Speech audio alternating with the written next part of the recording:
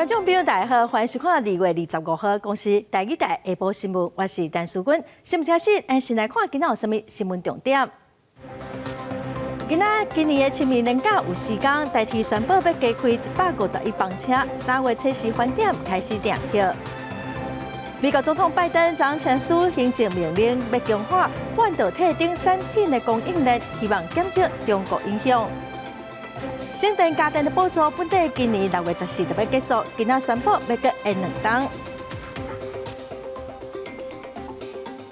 新闻开始来看，过来今仔日增加5站武汉肺炎的境外病例，拢是来自菲律宾的女性移工哦。伫自主健康管理期间自费采检，确定胃着病。那么来听指挥官陈时中上届新的说明。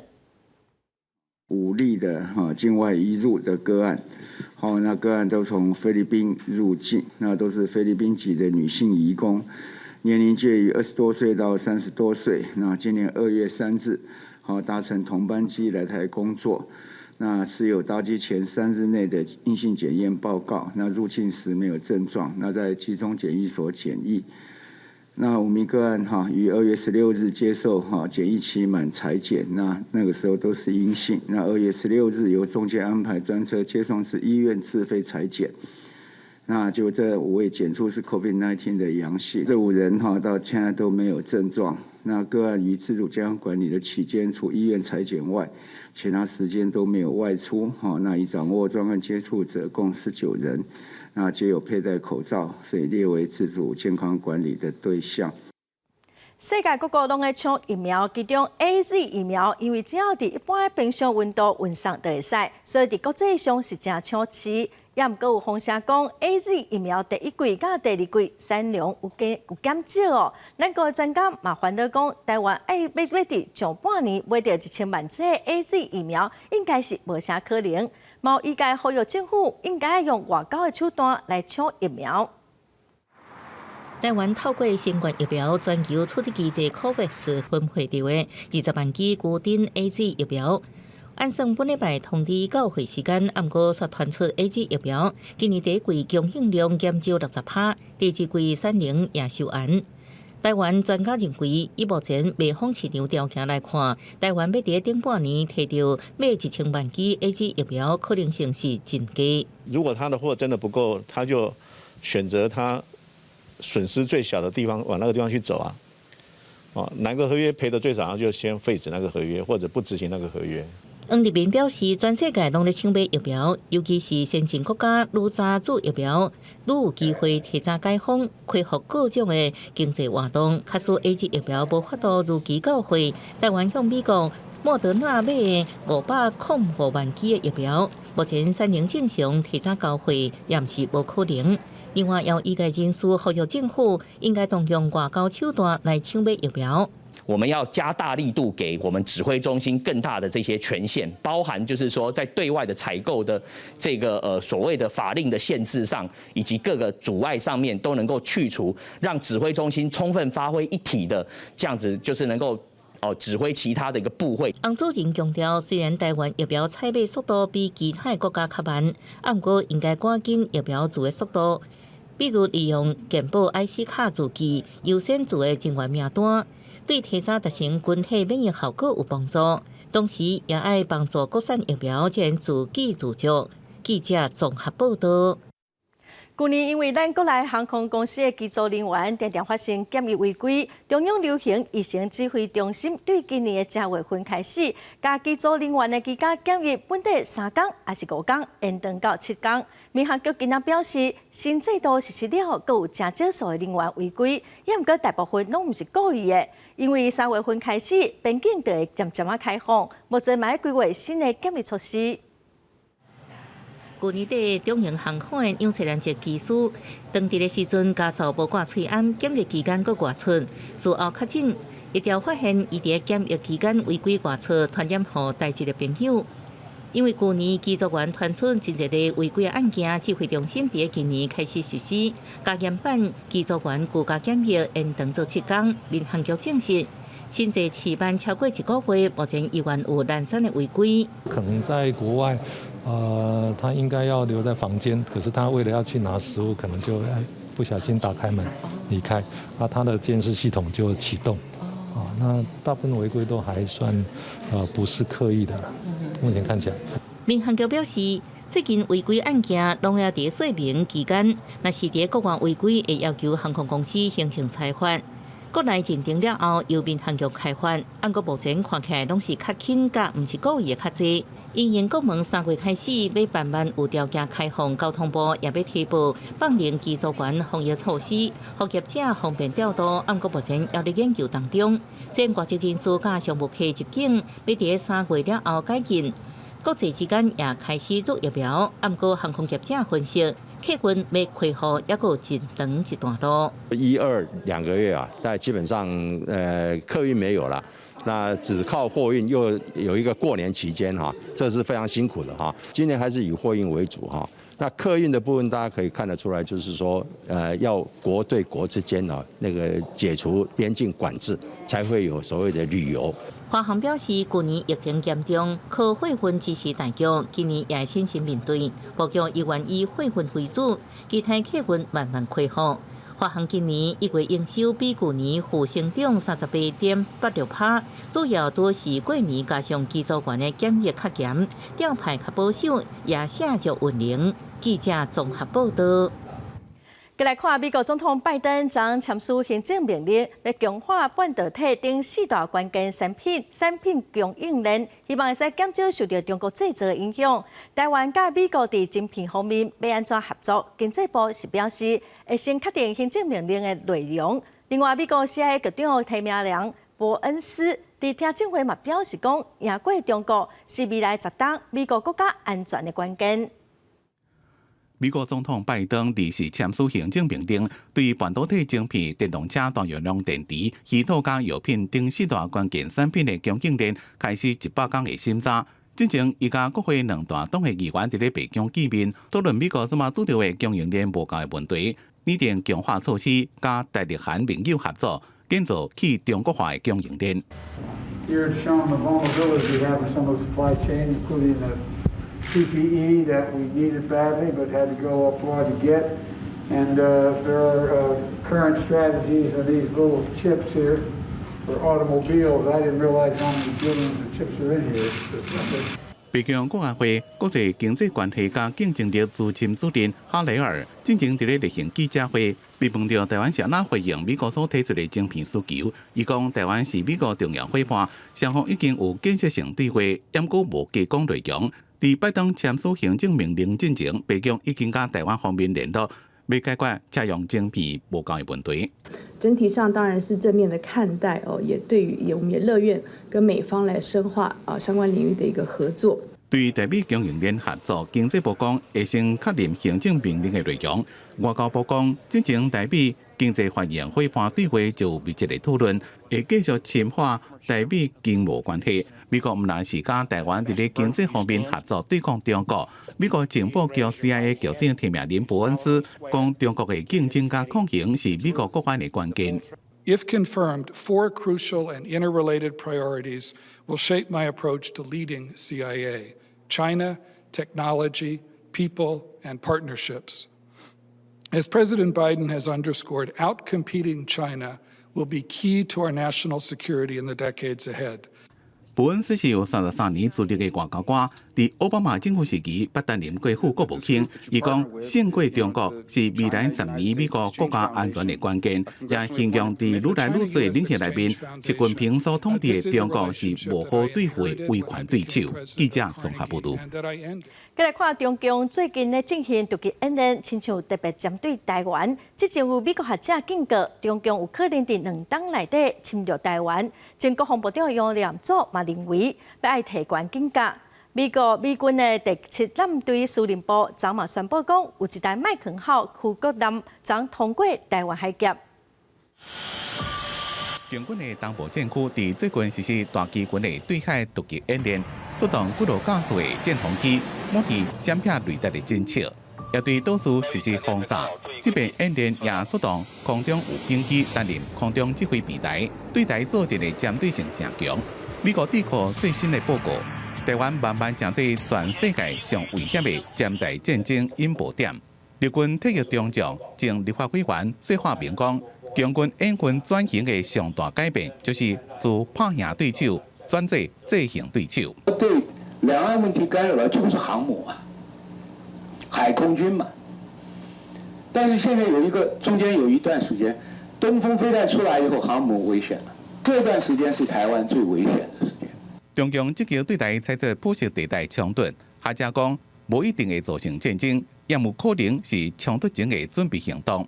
强军加强扰乱咱西南空域，压缩咱空防的反应时间，已经到普设地带冲突的最高战处。另外，中共透过对台的认知战、资讯战、网络战，就是分化台湾的民心。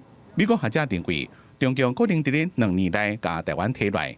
前国防部长余南做讲，这一定程度反映出美国对台海现况的担心。美国、日本呢，都很希望说，台海两岸呢，能够想一个方法来控制危机、管理危机，不要造成一个巨大的灾难跟不幸。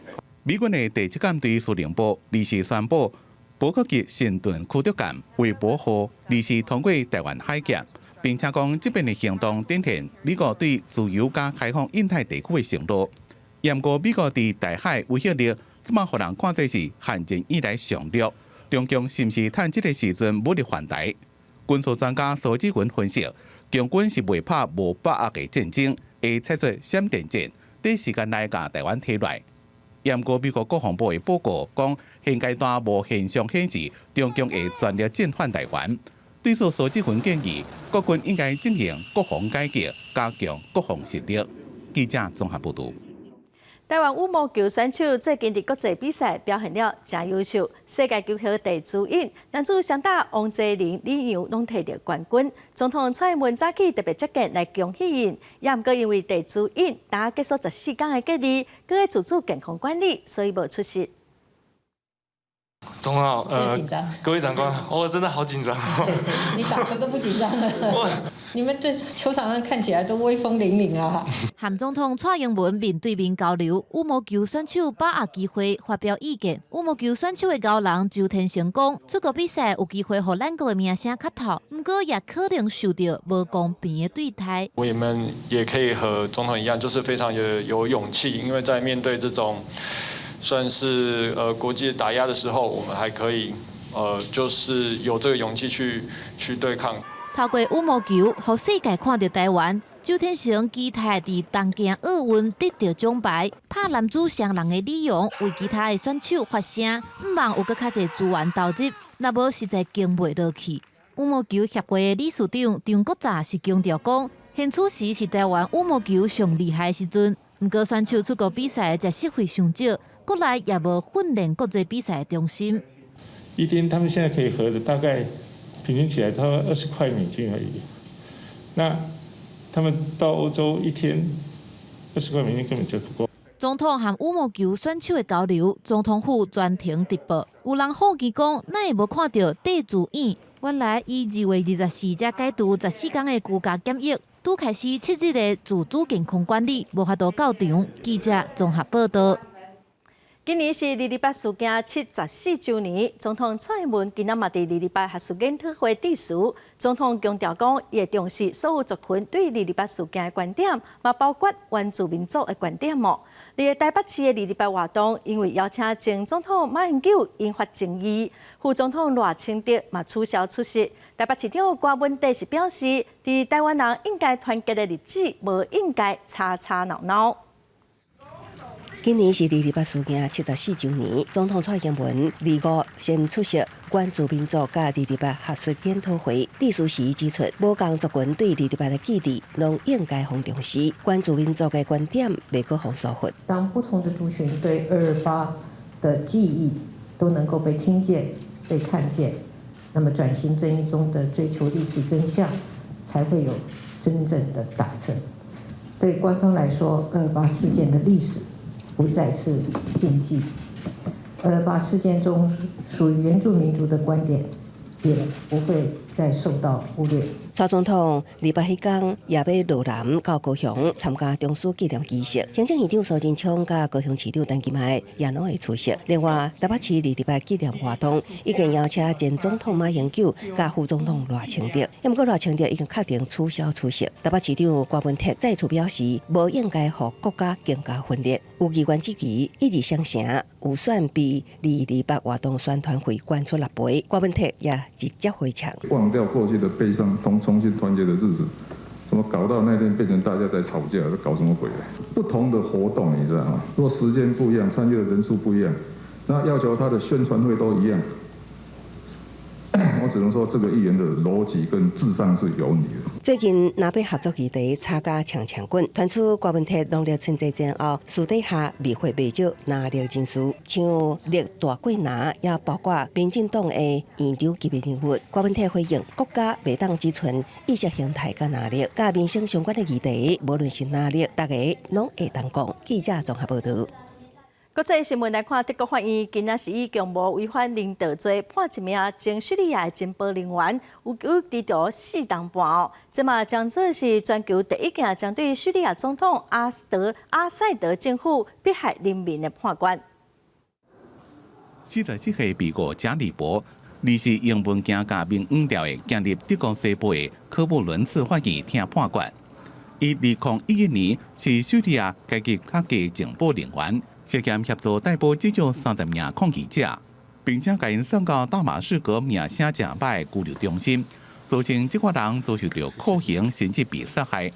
法官以共謀違反領導罪，改判4年半，是2011年阿拉伯之春民主風潮10年以來，全世界第一例針對阿塞德政權迫害抗議人民的相關判決。審判期間，幾多位受害者出來指證。總算看到這個歷史性的判決，心內真安慰。الشيء الأساسي إنه لا أحد فوق القانون.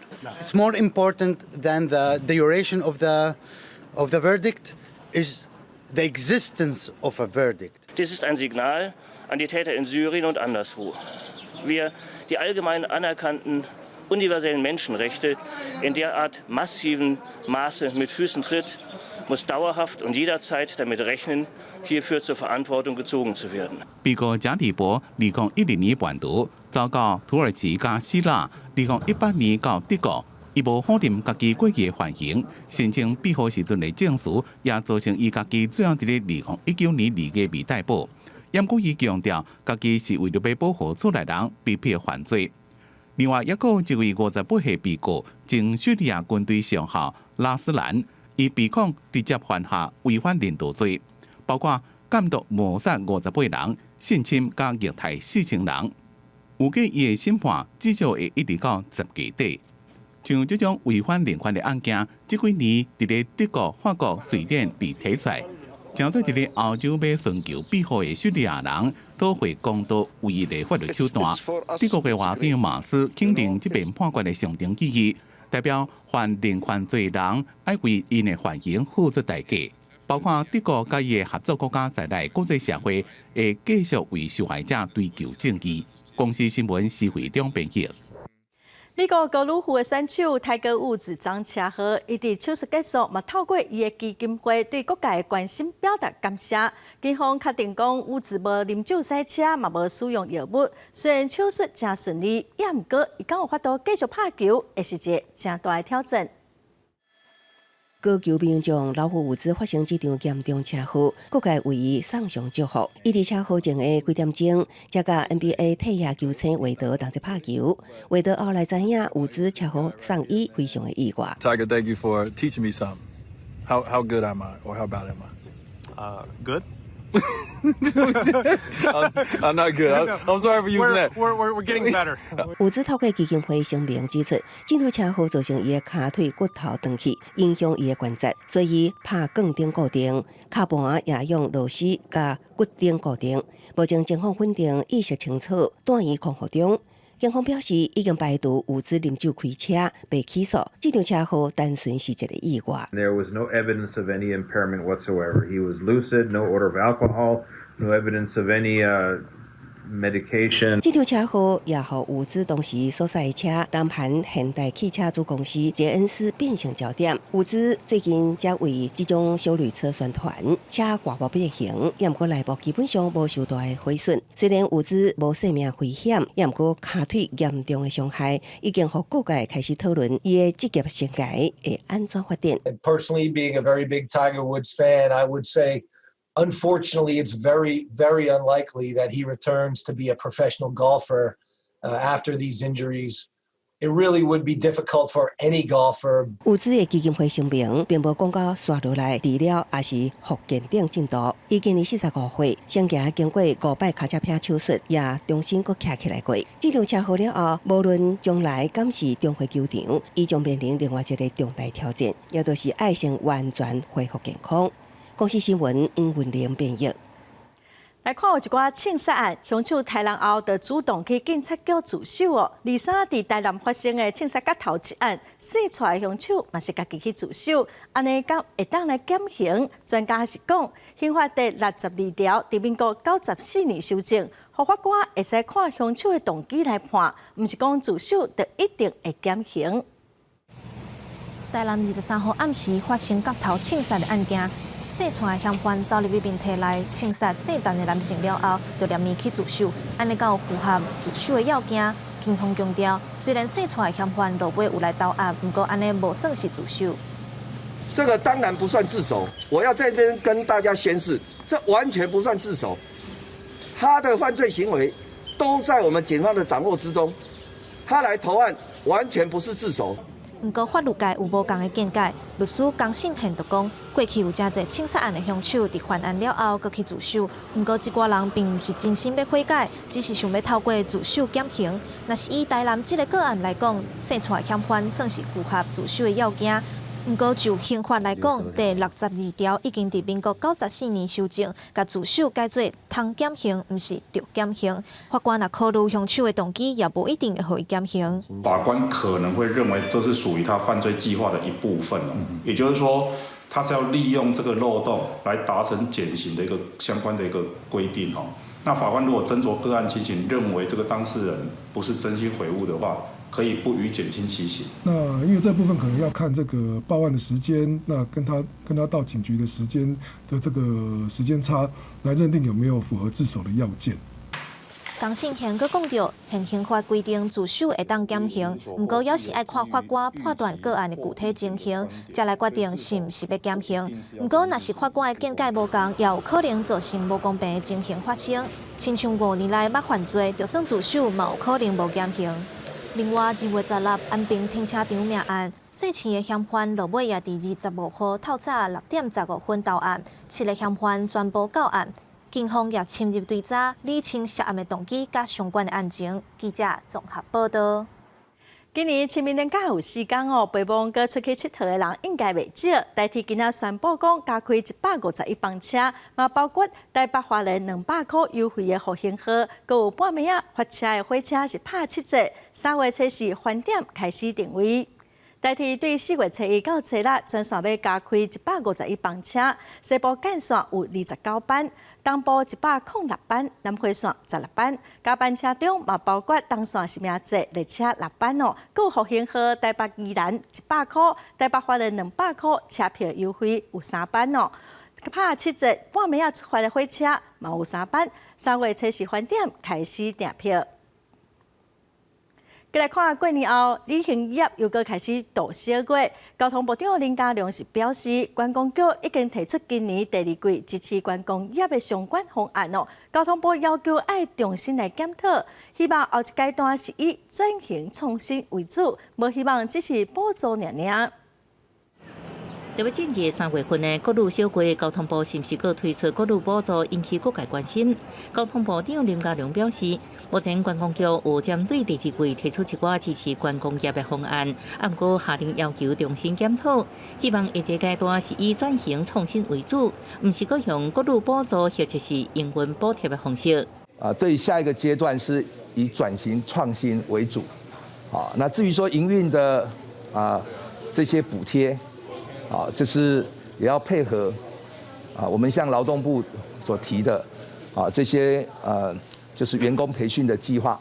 根据交通部统计，去年来台旅客人次是137.7万，不过因为目前各国疫情依然继续，边境也无解封，观光客无法度自由旅游，旅游业者可能可愈支持。林佳良表示，交通部进前的纾困进行3.0实施到6月，后续是不是还有经费实施，要经过行政的评估。那是有整体纾困4.0计划，也是叫提案争取。应该是要把它分阶段哦，大型的是什么，中型的是什么，小型的创意又是什么，让这些业者呢也能够做到雨露均沾、共襄盛举，这才是良好的政策。业者认为创新甲转型并不简单，尤其是小规模的业者根本无啥物能力做大型的创意，这需要真长的时间去培养。所以政府应该用创新各类的明确目标甲范围，亲像文创行程如何设计，接待旅游服务解说导览，或者是硬体设施如何升级，补助条件佫是啥物？政府应明确的政策，大家才知影安怎去做。记者综合报道。新店家电的补助，本地今年的6月14就要结束。行政院长苏贞昌今仔宣布，要搁延2档，卖来这里欢迎这会期的优先法案，希望上半年会使完成修法。伫咧大卖场，部分能源效能列伫第1级、第2级的电器继续挂废物税补助的措施，有的贴800，有的贴1600，上济到贴2000。提醒民众要消费会当参考。行政院长苏贞昌更加伫面册刊文，宣布节能电器的种类搁延长2档。为了鼓励绿色消费还有我们相关绿能政策的这个配合，那么货物税的这个相关的条文要予以延长，关于减征这个电器的最高的那个费用税费2000元。那这个政策是需要经过修法的。昨天院长是听取财政部的报告之后，那支持这样的一个政策方向。为着鼓舞民众买节能电器，自2019年6月15开始，针对3种类的电器减扣废物税。22公升的除湿机做例会当省1200块，冰箱、冷气、暖气上最省2000块。犹太本地到今年6月14，但决议种类搁再延长2档，到2023年6月14。需要的话，我觉得这个还不错的美意啊。是啊，至少能省一些开支。最近需要换的人，可能当然会有利啊。如果你说你已经有在用的话，就不会这么急迫需要马上更换这样。根据财政部统计，到今年1月底，节能电器已经卖272万外台，税金犹太超过45亿，有效创造节电的效益，减少二氧化碳的排放，减轻民众纳电钱的负担，已经达成政策的目标。财政部2月2日已个修正废物税条例，苏贞昌决议定案了后，会来做立法院本会期优先法案，希望顶半档得当完成修法。记者综合报道。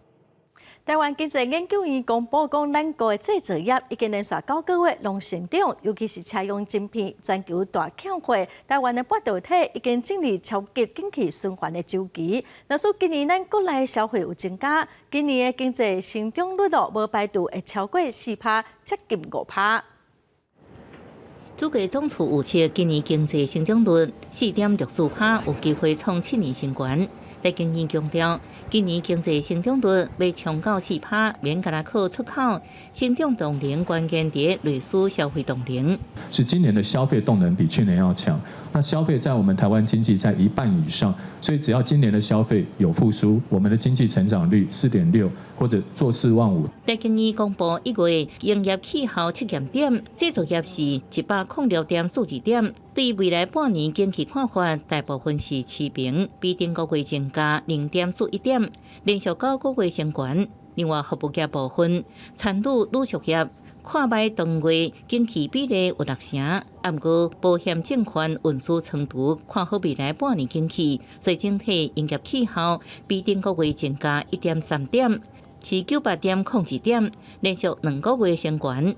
另外，经建业因为钢铁成本波动伤过大，加上年初时阵欠工，甲政府地方价政策影响，营业气候7点连续第3个月落落去。在房地合一税想范围是会比较大一些，恐怕在这个政策的一个讨论还需要一些时间。目前因为在这个低利率，那么以及资金的一个充沛的一个情况之下，那么未来还是会呈现比较平稳的一个发展。另外，台湾半导体产业受惠全球车用晶片欠缺，但经济表示，国内半导体产业已经进入超级景气循环周期。全部拢靠台湾的供应链，不过国家美国、日本、韩国共组半导体产业联盟，台湾今年经济成长率有希望继续成长。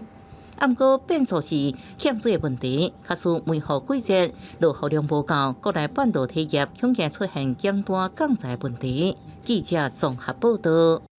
再来看，有民间协会伫去年接到6000多件网络内容的检举，其中有将近1.5%的内容是甲儿童性虐待有关系，因呼吁政府甲强化网络安全。伫社群平台交朋友耍游戏是袂少人常常会做的代志，不过对囡仔青少年来讲，使用爱特别细致，因为真可能会拄到这种情形。喜欢的偶像是谁？那或者可能也会利用孩子对于自己身材发育、对话导入跟性有关的一个内容，只有这个诱拐者他才是真正关心孩子的，然后接着他就可能可以进一步的来骗孩子。为兴趣或者是身体发育者议题出手禁止补片、私密相片或者是发生性行为，这拢是网络诱拐常常看到的状况。台湾电视协会发布年度报告，去年547次检举热线接到6000多件网络检举，其中以成人色情上侪，不过儿童性虐待、性剥削内容也有14.94%。885网络资讯上是以性卡油、网络霸凌的新闻度是较悬。有这样的一个市场在交易贩售上这样的一个性私敏项，所以它也驱动了这些加害人或有心人士透过这个网络诱拐这样的一个手法来诱骗孩子的私密照。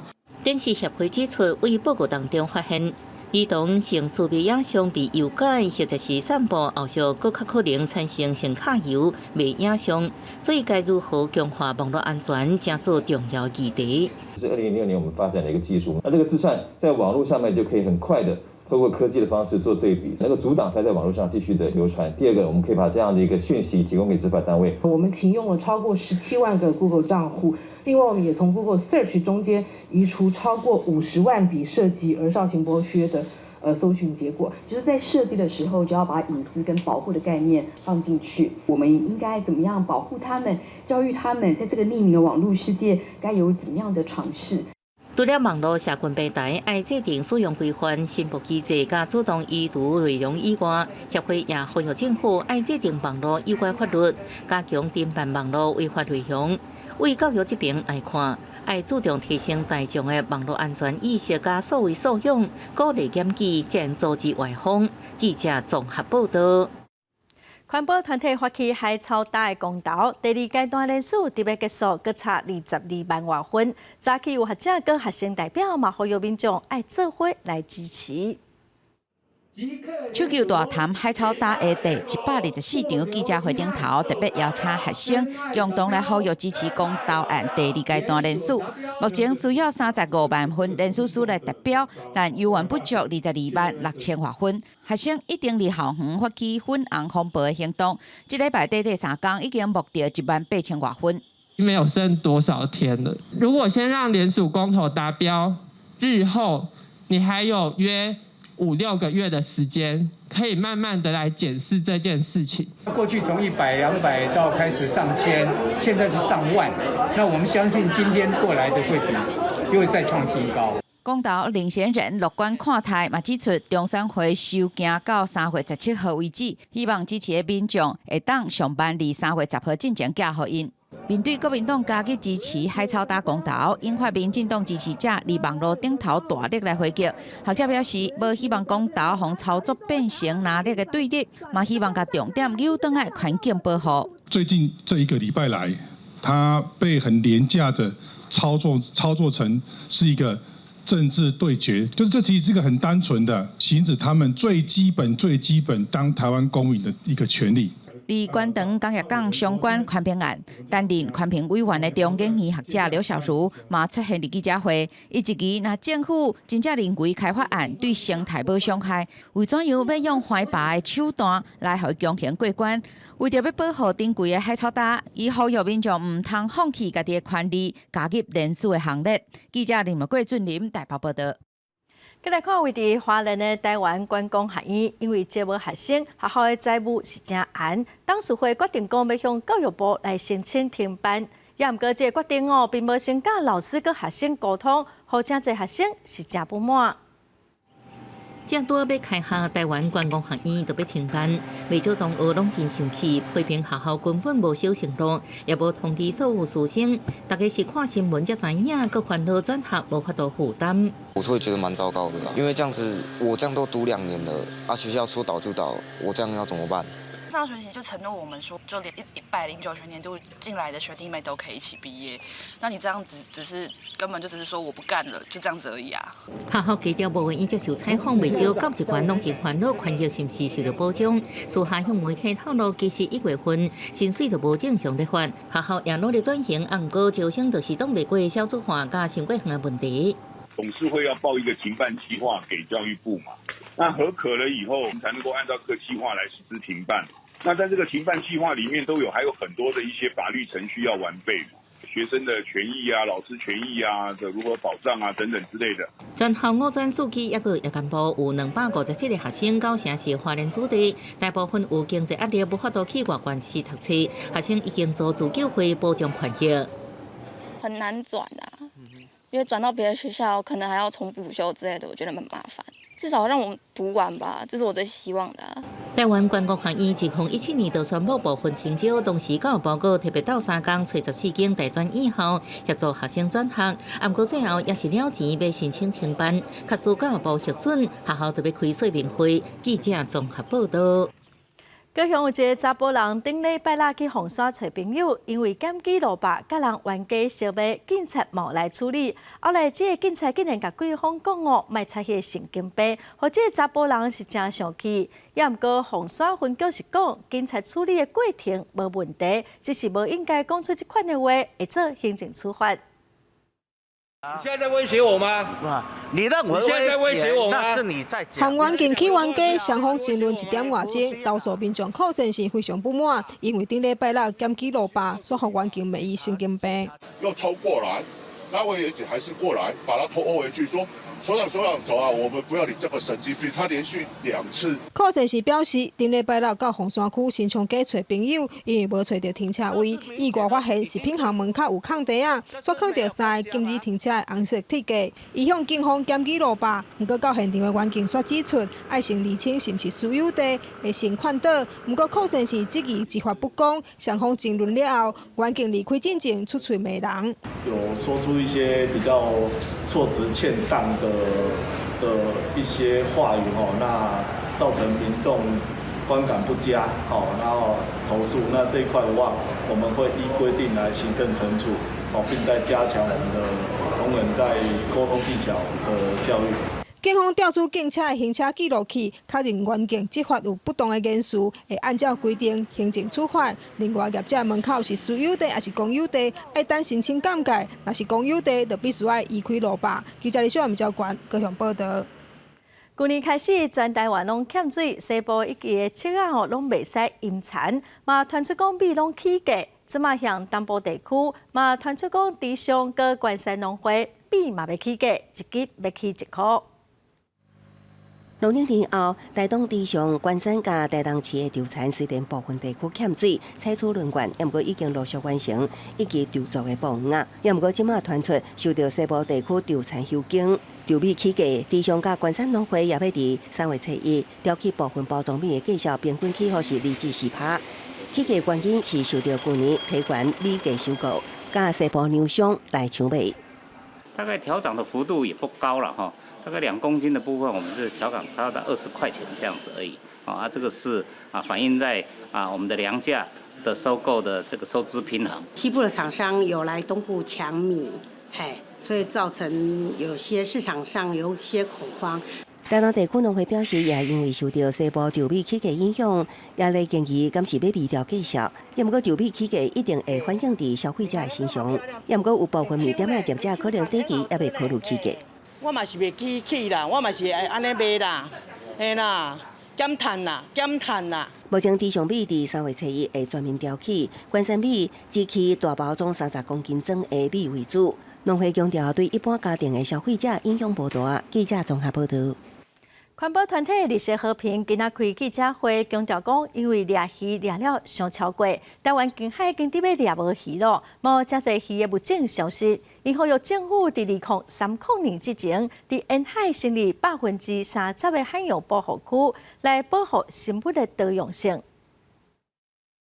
个别人造种的鱼类两岸钓伫春节期间，互民众听起，搁放伫网络引起讨论。环保团体绿色和平自5举行记者会，除了谴责这种行为以外，也强调，因为过度掠鱼，台湾近海渔业已经出现渔获量下降、鱼种消失、甲产达放弃的3大危机，正需要成立海洋保护区。在海洋保护区的价值里面，它包含了就是渔获产量可以稳定的上升。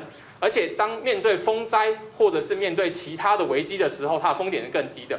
如果海洋保护区未来在其他渔民希望做渔业转型的时候，它也可以创造更高的渔业转型后的一些生态旅游的效益。长期研究台湾海洋生物多样性的学者也指出，亲像澳洲大埔打井，就是成立海洋保护区了后真成功案例，显示海洋保护区确实带来渔业和生态效益。我常常讲，它是最简单、最经济、最有效的办法，因为你只要有一定比例的海域，大家不要进去抓鱼，让鱼有个安全的家，多了以后它自己会所谓的溢出效应。更重要的是你要落实管理。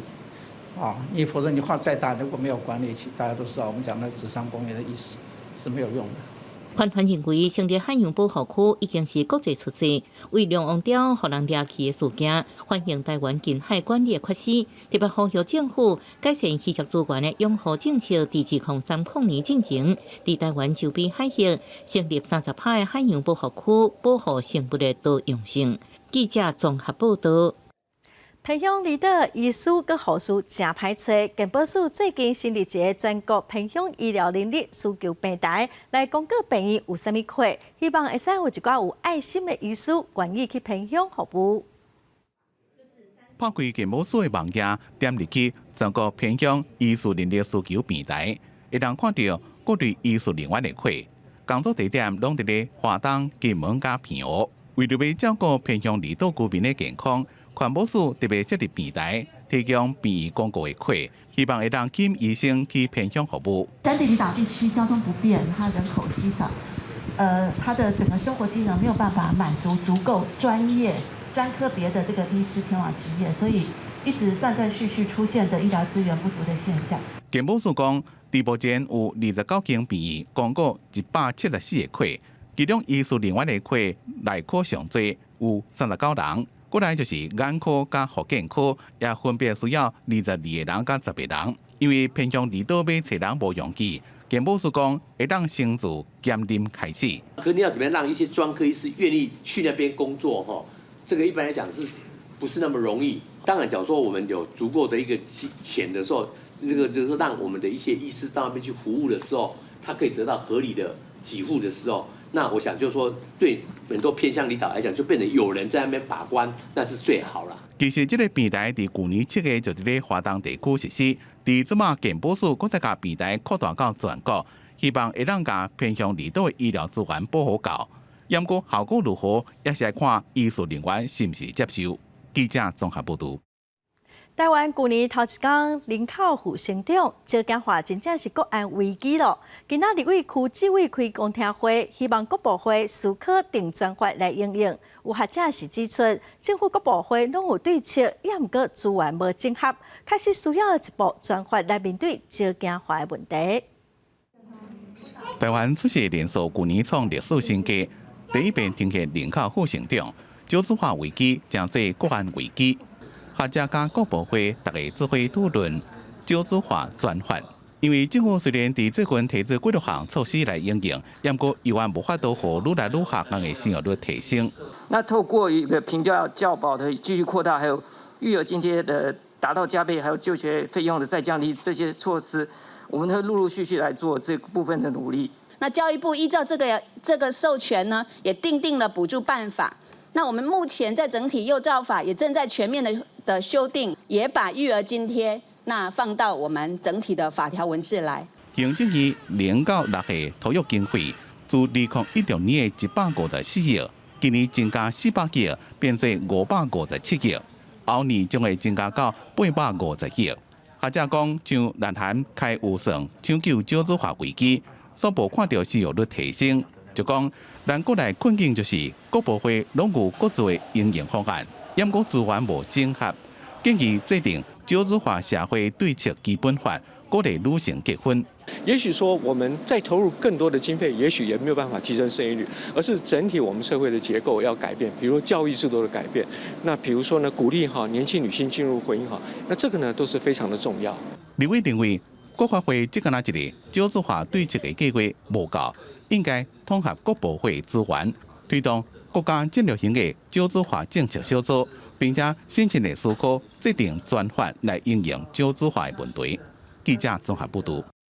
环保署邀请北京相关的业者用海洋本色保特瓶当作原料，头一批做出1500年的环保衫送予海洋职工。这职工亲自家己伫海边捡来保特瓶做出来的衫，行上舞台，是一个真特别的经验。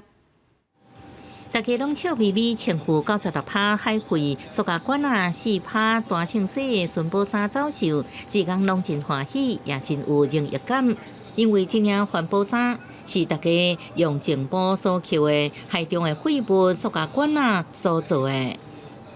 你看这件衣服是我们从海边捡的保特瓶来做的衣服，觉得很开心穿起来蛮舒服的。穿了它就想说，我们也为大海尽了一份心力，然后也希望我们的后代子孙喝完要把清洗完毕，丢到资源回收厂去，不要再让它飘到海边当作海废。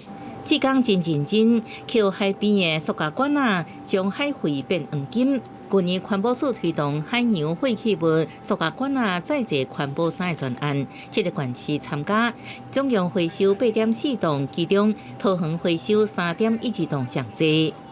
既有17队的海岸巡务志工去参与这样的计划那至少600人次投入这样的一个计划去捡拾海废的保特瓶，回收了3.12公吨的保特瓶，相当于超过10万只的保特瓶。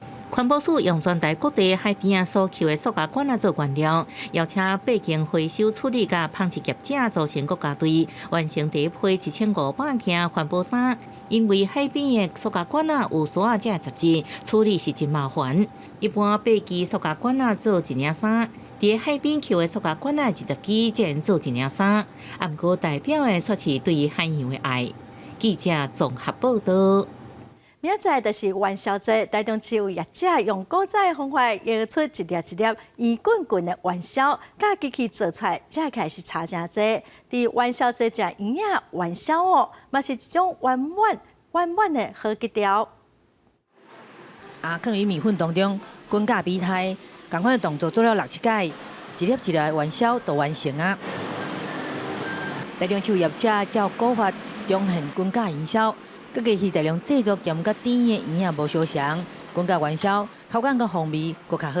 摇元宵也是传统的方式，福盐的花生、芝麻，还有我们温体猪、黑毛猪这样的方式来做咸的。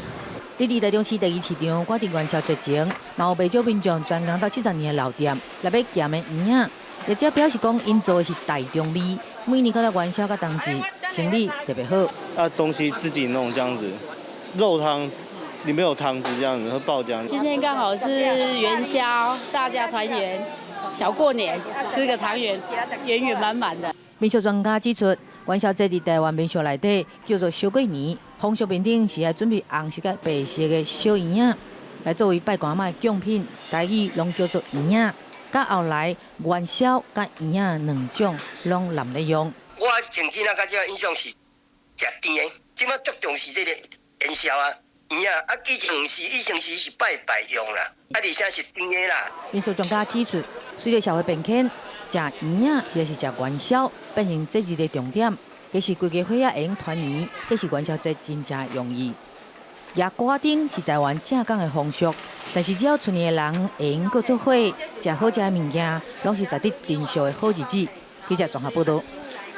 来看云林北港哦，最近伫5个空间新立街头艺术馆来推广北港在地师傅传统的工艺，嘛望讲会使请来观光客。今日活板印刷的故事馆内面保存各式各样的活板文物，有铅笔、有手工做的单模，和80多年前的手工印刷木盒，要民众来到这，会当了解过去印刷工艺演变和故事。啊，这一个字，你若较无用的做这要有3年，若有用的几10年，啊，拢做要算几年，我那袂晓。为了要发扬北港传统工艺和保存技术，文管府文管处争取文化部经费，透过公开遴选北港镇内5位艺术的工作室，来进行空间的改造，将因打造成街路边的艺术馆，要游客来到北港，买单体会在地工艺文化。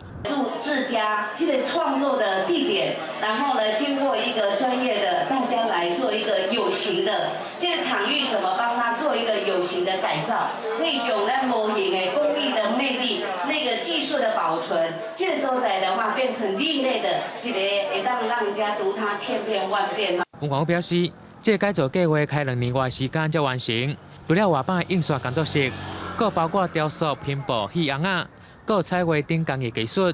改造后工作室以开放展览馆的概念呈现，嘛透过每一位工艺师的创作展演，让游客亲自体会北港工艺魅力。记者王文丽报道。屏东邦寮新开社区为着500年历史的浸水营古道的出入口，社区希望说会使甲这古早的军事基地、甲古道的人文历史串联做伙，规划出一个观光行程。对新开社区导览员的脚步，游客爬悬搁爬低，大家拢真细致，唔敢大意。这条路自500年前就有原住民行打，后来清朝时期为着要开发东部，就沿路镇压驻军。迄时，这条路要号做3条轮比南道。到日治时期，这条古道改号做浸水营越野道。虽然改名，不过这条路犹原是台湾南部甲东部交通互通真重要的路段。也清朝所设的军营，伫日本时代改做警察的基地。日本人也因为战争，伫浸水营古道建设侪墓坑。这就是日据时代吼，伊个末期的时阵。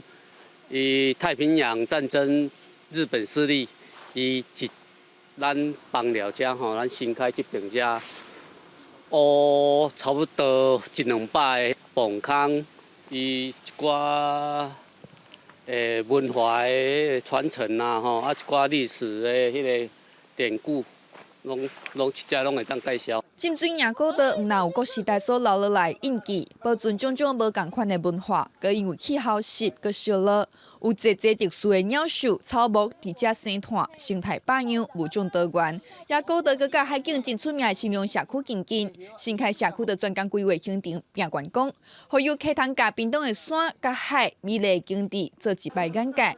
唔但游山观水，社区佮放山珍海味出来，要互游客食青。因为新隆有海，那这边有山，这边有很多的文化面，再来就是生态。这里很丰富的这些山林的生态，把山、把海，去做一个整合。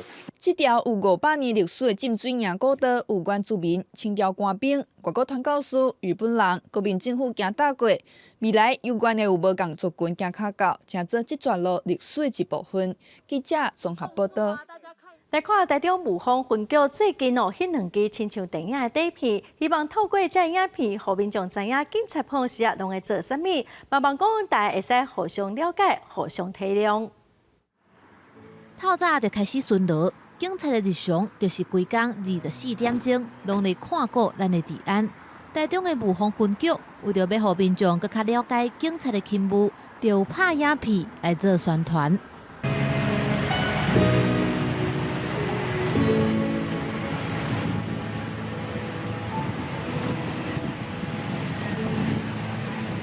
打看咱台湾国内的警察要做的代志，嘛是百款。除了查案情、抓犯法的人、指挥交通，警察搁着为民服务，真侪料想袂到的代志，拢爱出动警察。毋过，也有侪民众妨害公务，害警察受伤，甚至是死亡。所以前一阵仔就受刑法135条，甲妨害公务的刑责加重，对原本罚9千，关6个月，加重甲上久通判5档，罚金30万。这也是互警察执法较有保障。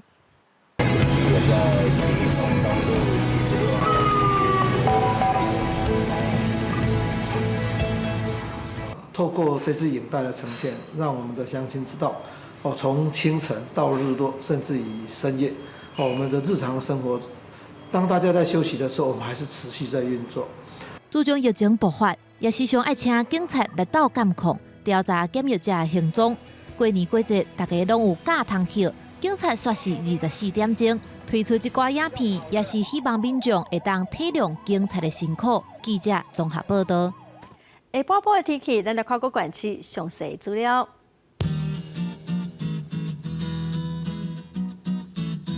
北部地区上低20度，上悬28度；中部地区上低21度，上悬27度；南部地区上低23度，上悬30度；东部地区上低20度，上悬27度。华岛地区上低15度，上悬22度。感谢观众朋友收看《公视台语台下晡新闻》，我是陈淑君，明仔载下晡3点，咱再会。